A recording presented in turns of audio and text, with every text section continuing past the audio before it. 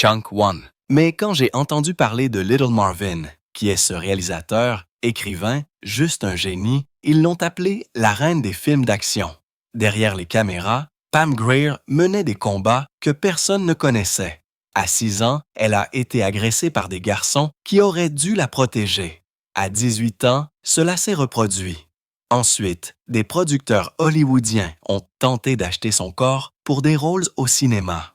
Elle les aurait tous repoussés. Mais en 1938, son plus grand ennemi n'était pas une personne.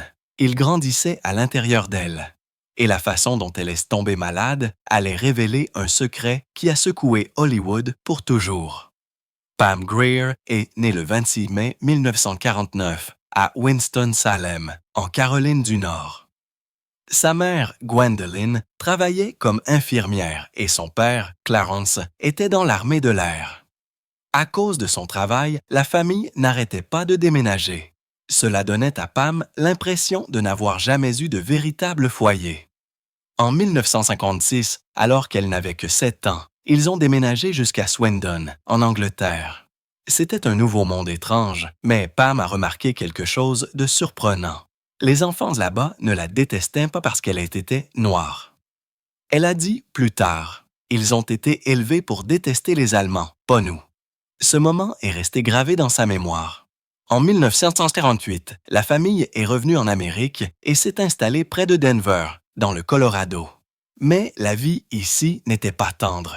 Quand Pam n'avait que 6 ans, un cauchemar s'est produit qui la marquera à jamais. Elle rendait visite à sa tante à Swank, dans le Colorado. Là, elle a été coincée et agressée par plusieurs garçons plus âgés, dont son cousin. Ils l'ont emmenée dans une buanderie et l'ont violée. Un réparateur de téléphone est entré pendant l'agression et a fait fuir les garçons, puis a tranquillement continué à réparer le téléphone comme si de rien n'était.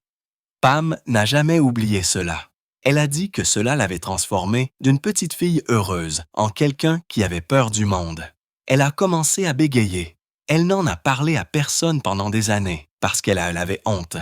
À 18 ans, cela s'est reproduit. Elle a été victime d'un viol lors d'un rendez-vous et la douleur qu'elle avait enfouie au plus profond d'elle est revenue en force. Elle ne parlerait de tout cela que lorsqu'elle écrirait ses mémoires des décennies plus tard. Chunk 2. Au début des années 1960, Pam a été confrontée à une autre réalité cruelle, le racisme américain. En Angleterre, les gens remarquaient à peine sa couleur de peau. Mais à Denver, tout était différent. Les bus ne s'arrêtaient pas pour eux. Les restaurants les refoulaient. Pam a un jour essayé d'entrer dans une piscine et on lui a dit qu'elle était réservée aux Blancs. Même en 1969, elle et son père ne pouvaient pas essayer de vêtements dans certains magasins. Il était clair qu'ils n'étaient pas les bienvenus, mais Pam venait de racines solides. La famille de sa mère avait échappé à l'esclavage grâce au chemin de fer clandestin et avait trouvé la liberté dans le Wyoming. Cette histoire de survie a donné de la force à Pam, et cela a plus tard aidé à façonner les rôles puissants qu'elle a choisis dans les films. À 18 ans, en 1967, Pam a participé au concours Miss Colorado Universe. Elle est seule, elle l'a fait non pas pour la gloire, mais pour aider à payer ses études universitaires. Elle étudiait au Metropolitan State College et avait besoin d'argent. Elle n'a pas gagné la première place, mais elle a terminé parmi les meilleures finalistes. C'était déjà un exploit pour une fille métisse à l'époque. Plus important encore, quelqu'un au concours l'a remarqué et lui a donné un contact à Hollywood. C'est ainsi qu'elle a obtenu son premier agent. Peu de temps plus après, elle chantait en chœur pour Stevie Wonder et Sly Stone. Elle a même regardé Jimi Hendrix enregistrer. Cette année-là, elle a fait ses valises et a déménagé à Los Angeles. Mais la vie à Los Angeles n'était pas glamour. C'était difficile. Elle n'avait pas d'argent. Elle n'avait pas de relations. Alors, elle a menti pour obtenir un emploi au standard d'une agence de casting et a appris le système téléphonique sur le champ. Elle a occupé plusieurs emplois juste pour survivre. Elle était hôtesse, réceptionniste, même modèle nu pour des étudiants en art. Elle ne mangeait parfois qu'un seul repas par jour et ne dormait que quelques heures chaque nuit. Entre 1967 et 1970, elle a exercé plus de 40 emplois différents. Elle faisait tout pour rester à flot tout en poursuivant ses rêves. Chunk 3. À Denver, l'école avait été pénible pour Pam parce qu'elle était métisse. Noire, hispanique, philippine, chinoise et cheyenne. Elle ne ressemblait à personne d'autre. Les enfants l'intimidaient, l'insultaient, la frappaient même. Alors, elle a pris des cours d'autodéfense. Elle s'est entraînée aux arts martiaux, non seulement pour se défendre, mais pour se sentir à nouveau forte. Ces compétences ont plus tard fait partie de ce qu'elle était à l'écran. Elle ne prétendait pas être dure dans les films. Elle l'était vraiment. En 1968, à seulement 19 ans, elle a pris une décision audacieuse. Elle a appelé cet agent hollywoodien du concours et a dit qu'elle était prête.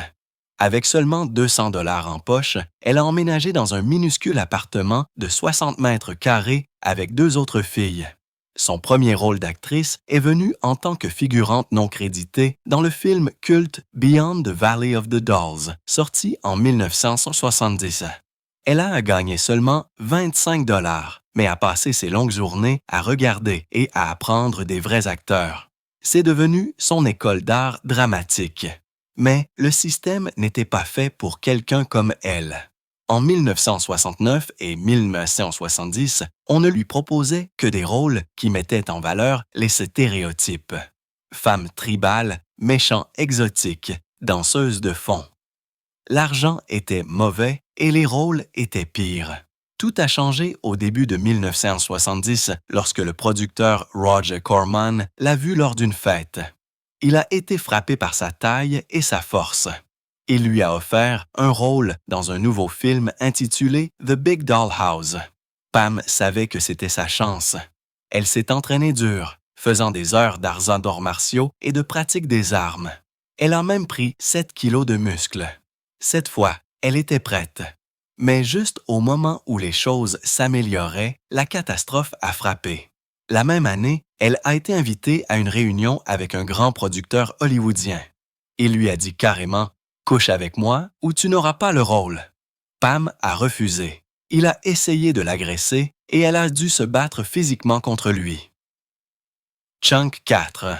Elle a pensé à démissionner, à retourner à Denver, à quitter Hollywood, mais elle ne l'a pas fait.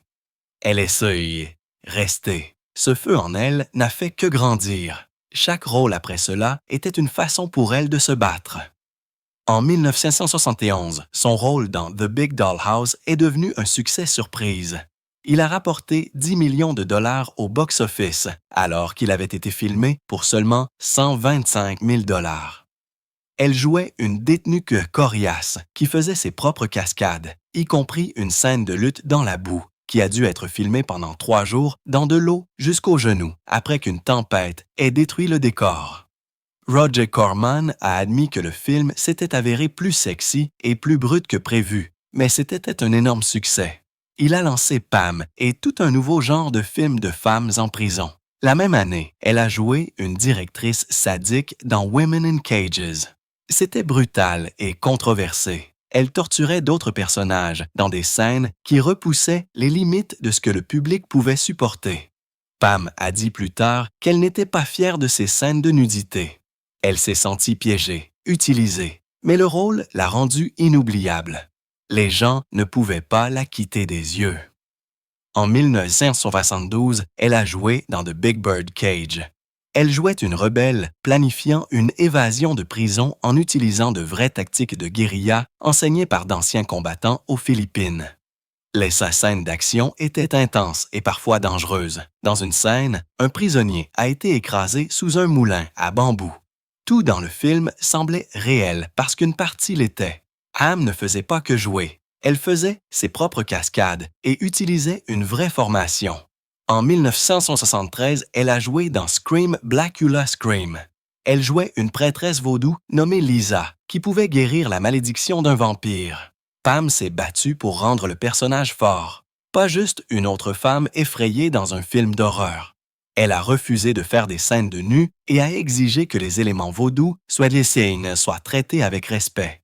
Même si le vampire avait encore la plupart du pouvoir dans l'histoire, le personnage de Pam a tenu bon. La même année, Pam Grier est devenue une légende.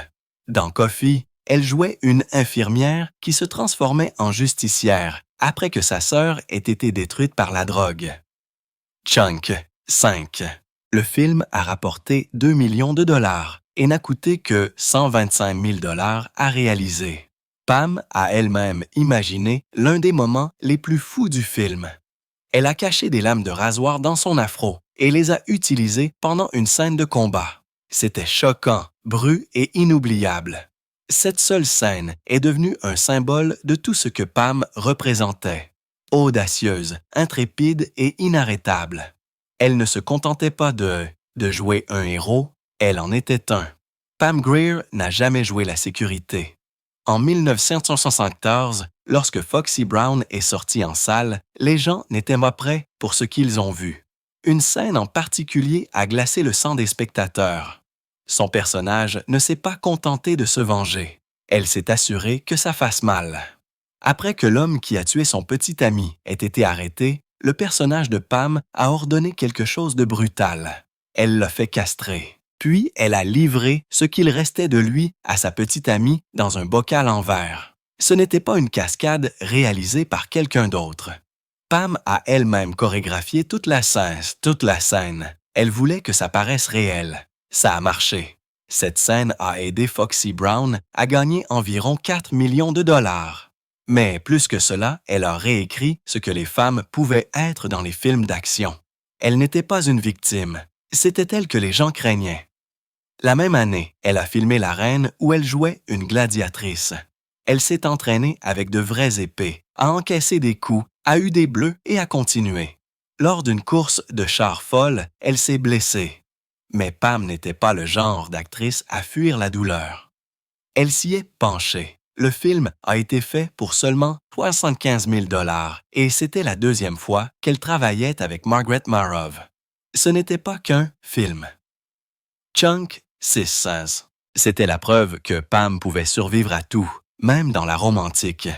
En 1975, elle a joué dans Sheba Baby. Elle a utilisé ses vraies compétences en karaté pour jouer une détective privée qui combat la mafia. Mais même avec toute cette action, le film n'a pas bien marché.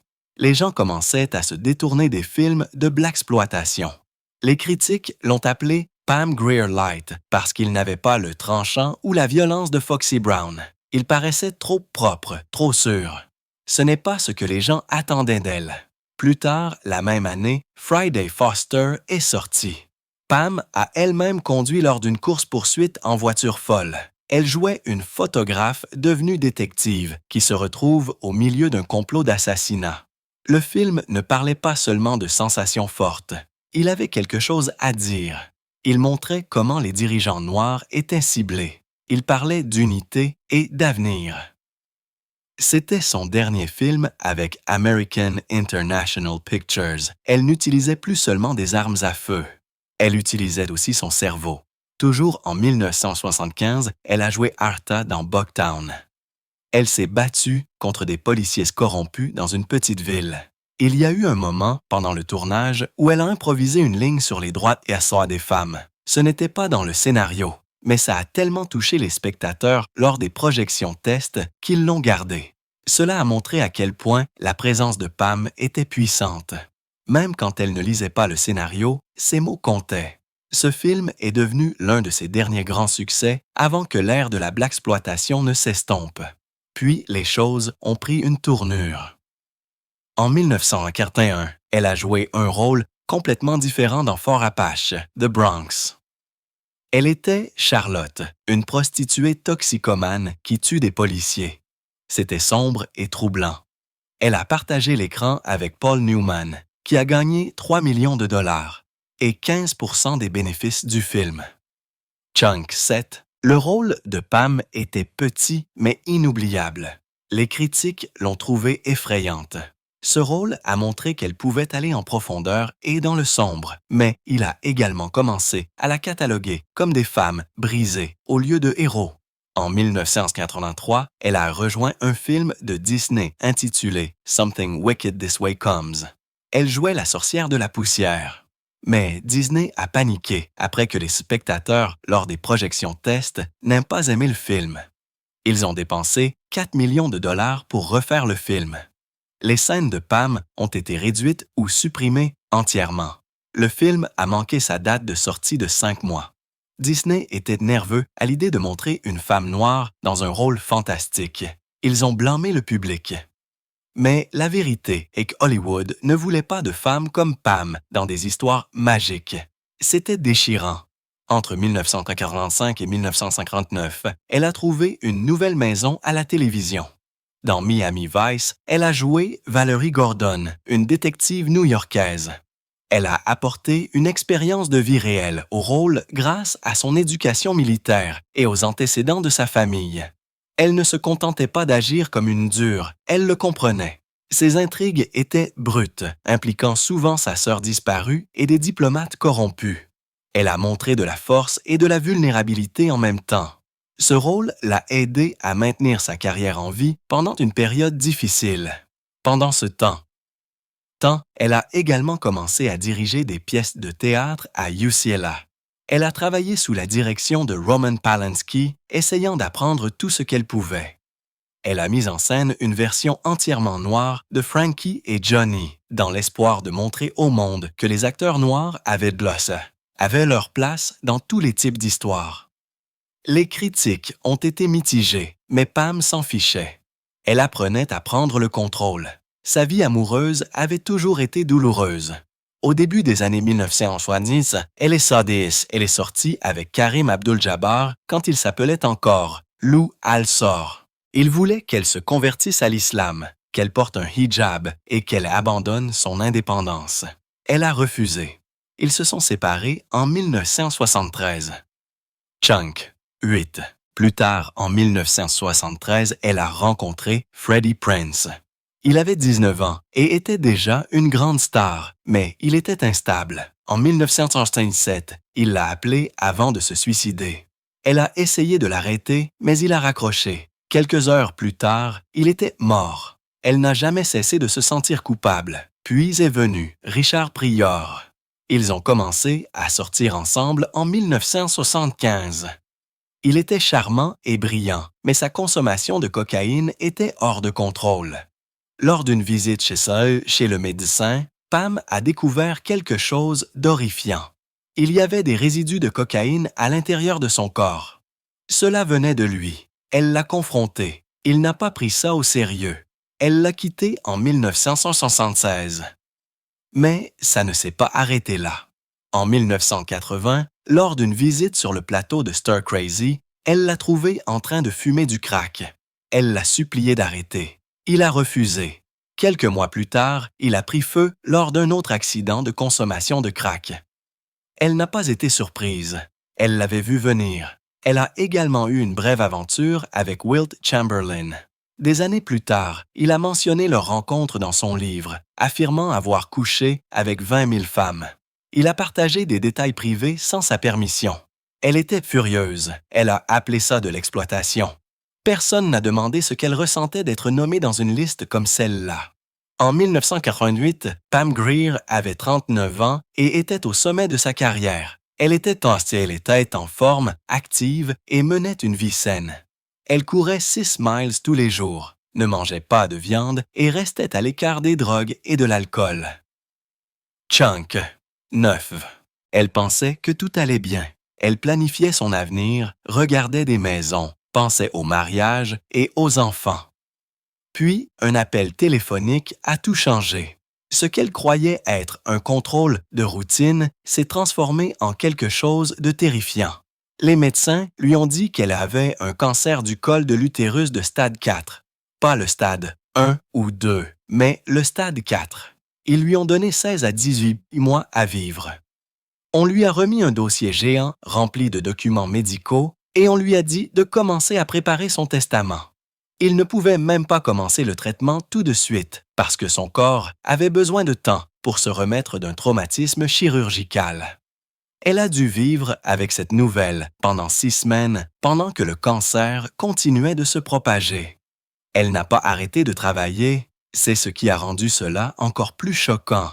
Elle tournait Above the Law avec Steven Seagal quand elle a reçu le diagnostic, mais elle a continué à se présenter. Elle ne l'a jamais dit à l'équipe. Elle portait des perruques. Elle a perdu beaucoup de poids. Elle a continué à subir une chimiothérapie douloureuse, a continué à jouer, a continué à sourire. Sa mère avait été infirmière, alors Pam a utilisé tout ce qu'elle avait appris pour gérer la douleur sans devenir dépendante des opioïdes. Cela a demandé une force énorme, mais la douleur émotionnelle était encore plus profonde.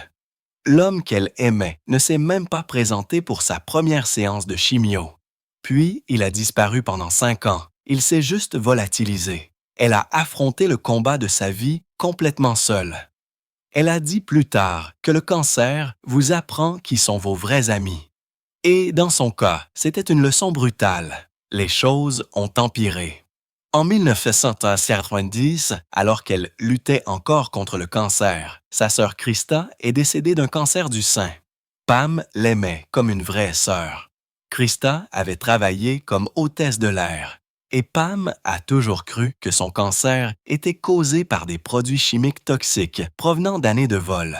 La douleur ne s'est pas arrêtée là. Chunk, 10. Le fils de Krista, Freddy, n'a pas pu supporter le chagrin. Il a mis fin à ses jours peu après avoir perdu sa mère. Avant de mourir, Freddy avait contacté Pam, mais il avait fait des menaces et elle avait peur. Elle ne l'a pas rencontré. Et cette décision l'a hantée. Quand elle a découvert ce qui s'était passé, elle s'est effondrée dans un hôtel, sanglotant alors que la police encerclait la scène. Tout cela se passait alors que Pam elle-même se battait encore pour sa vie. Puis quelque chose d'inattendu s'est produit. Un soir, chez elle dans la vallée de San Fernando, elle regardait PBS. C'était un documentaire intitulé Healing and the Mind avec Bill Moyers. Il montrait une femme chinoise qui avait une grosse tumeur dans le dos. Après des semaines d'acupuncture, d'herbes, de thérapie par pression et de méditation, la tumeur avait disparu. Pam a pris cela comme un signe. Elle a décidé de combiner la médecine orientale avec sa chimiothérapie. Son médecin l'a envoyée chez un herboriste chinois qui lui a donné des herbes spéciales et lui a dit de boire du thé chaud avec ses repas pour nettoyer son corps. Elle a ajouté du yoga. Elle a tout suivi avec une discipline militaire. Elle croyait que l'air frais, l'eau propre et le fait d'être entourée par la nature l'aidaient à guérir. Lentement, son corps a commencé à se défendre. Un jour, les médecins lui ont dit quelque chose que personne n'attendait. Elle était en rémission. C'était il y a plus de 35 ans et elle est toujours là. Elle est devenue une défenseur de la sensibilisation au cancer, encourageant les examens précoces et rappelant aux gens que des miracles peuvent se produire lorsque vous vous battez avec tout ce que vous avez. Mais la blessure la plus profonde n'était pas sur son corps. Elle était dans son cœur. Des années après avoir survécu au cancer, elle a commencé une thérapie. C'est alors que la vraie vérité est sortie. Elle portait une douleur depuis l'âge de 6 ans. C'est à ce moment-là qu'elle a été agressée sexuellement par un groupe de garçons. Puis, encore à 18 ans par quelqu'un en qui elle avait confiance. Elle n'en avait jamais parlé auparavant. Chunk, 11. Elle gardait tout enfermé à l'intérieur. Mais en thérapie, tout est remonté à la surface. La douleur, la peur, le traumatisme. Elle vivait avec un TSPT depuis des décennies. Et soudain, tout est devenu clair. Ces personnages durs à l'écran n'étaient pas que des rôles. Ils étaient la survie. Ils étaient son armure. Chaque femme forte qu'elle jouait était une version d'elle-même. Se battre, survivre, protéger ce qui restait de son âme. Dans ses mémoires, Foxy, Ma vie en 3 actes. Elle a expliqué que l'image intrépide que les gens aimaient venait d'une vraie douleur. Ce n'était jamais juste de jouer la comédie. C'était sa vérité. En 1996, quelque chose de grand est arrivé pour Pam Grier. Après des années passées à jouer de petits rôles à la télévision et des rôles de films en déclin, elle est soudainement apparue dans l'étrange comédie de science-fiction de Tim Burton, Mars Attacks. Elle a joué Louise Williams, une mère conductrice de bus essayant de survivre à une invasion martienne. Elle s'est tenue aux côtés d'acteurs comme Jack Nicholson, Glenn Close et Pierce Brosnan. Le film a coûté 80 millions de dollars à réaliser et a été tourné dans le monde entier, de la Californie à l'Argentine. Même s'il n'a pas rapporté beaucoup d'argent, ne gagnant que 11 millions de dollars dans le monde, il a ramené Pam Grier sous les projecteurs après une longue absence. Ce retour a rendu autre chose possible. En 1997, tout a changé. Cette année-là, Quentin Tarantino a écrit un film juste pour elle. Il a adapté le roman Rum Punch en Jackie Brown et a réécrit le rôle principal pour qu'il corresponde à Pam Grier. Il ne voulait pas d'une actrice blanche comme dans le livre. Il la voulait elle, et elle a assuré. Elle a joué une hôtesse de l'air qui faisait passer de l'argent en contrebande entre les États-Unis et le Mexique. Mais ce qui l'a rendue si puissante dans le rôle n'était pas seulement l'histoire. C'était la façon dont Tarantino a honoré son héritage des années 1970, quand elle régnait sur les écrans dans Coffy et Foxy Brown. Chunk, 12. Jackie Brown a rapporté 74 millions de dollars pour un budget de 12 millions de dollars. Et Pam a été nominée pour un Golden Globe. Les critiques l'ont adoré. Sa co-star Robert Forster a même obtenu une nomination aux Oscars. Et juste comme ça, elle n'était plus oubliée. Elle était de retour. En 1998, elle a maintenu cet élan. Showtime a lancé une série intitulée Link, où elle jouait Eleanor Wintra, la tête intelligente et dure d'un groupe politique pour les droits des enfants. L'émission se déroulait dans un bar de DC et mélangeait de la comédie avec des sujets sérieux comme la race, la pauvreté et la justice. Pam a apporté son activisme réel dans le rôle et en a fait plus que juste jouer la comédie. L'émission a duré jusqu'au début de l'année 2000 et a obtenu 5 nominations. Pour elle, c'était une autre preuve qu'elle pouvait passer de l'action au drame et à la comédie intelligente sans perdre de son mordant. En 1999, elle était partout. Dans le film pour adolescents Jawbreaker, elle a joué la détective Vera Cruz, pourchassant un groupe de lycéens cachant un secret mortel. Le film avait un ton sombre, mais se voulait aussi enjoué, comme Heathers. Elle a donné du poids à l'histoire même si le film lui-même était kitsch. La même année, elle a également fait la voix d'un chevalier parlant et d'un ouragan dans l'émission animée Happily Ever After. L'épisode a appris aux enfants la beauté intérieure. Il a montré qu'elle pouvait encore toucher les cœurs, même quand elle n'était pas à l'écran. Et puis est venu Holy Smoke, un drame réalisé par Jane Campion, connue pour la leçon de piano. Pam a partagé des scènes avec Kate Winslet et Harvey Keitel. Ce film n'était ni bruyant ni flamboyant, mais il était profond et artistique. Et il a montré une fois de plus que Pam Grier avait sa place dans des films sérieux. Quand les années 2000 sont arrivées, elle n'a pas ralenti.